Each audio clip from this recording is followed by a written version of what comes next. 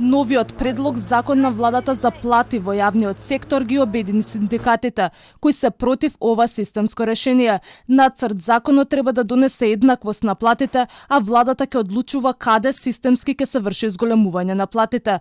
Со овој закон се укинуваат правата на синдикатите, кои со години се бореле за колективните договори и за повисоки плати, велат синдикалците. Вакво законско решение во никој случај не смее да помине. Ваквото законско решение ќе биде катастрофално по работничките права во Македонија и тоа ќе биде преседан од невидени размери во Европската унија, па можеби и пошироко. Ќе се бориме докрај против една ваква мерка која за жал ќе биде и по грбот на здравствените работници, на вработените во Министерството за внатрешни работи, на вработените во управата и правосудството и на вработените во целиот јавен сектор.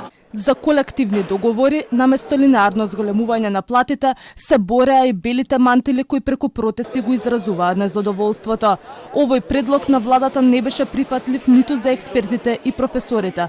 Колективни договори во образованието, здравството и културата им сметаат на владата и преку овој закон сакаат да ги укинат сите права кои вработените во јавните сектори ги имаат преку тие договори, тврдат од КСС. Она што е најтрагично веќе да го немаме она процентуално зголемување на платите, туку да има само линеарно зголемување на платите, зашто бевме уште од самиот почеток против, а она што се даваат ингеренции на некои министри, како министерот за финансии, на крајот да одлучува и да кажува дали има средства во буџетот или нема средства, или дали сме од приоритет или не сме од приоритет како сектор, тоа му дава можност да може да ги скрати платите. Со новиот предлог закон за плати владата очекува да се стави ред со примањата на вработените во јавниот сектор.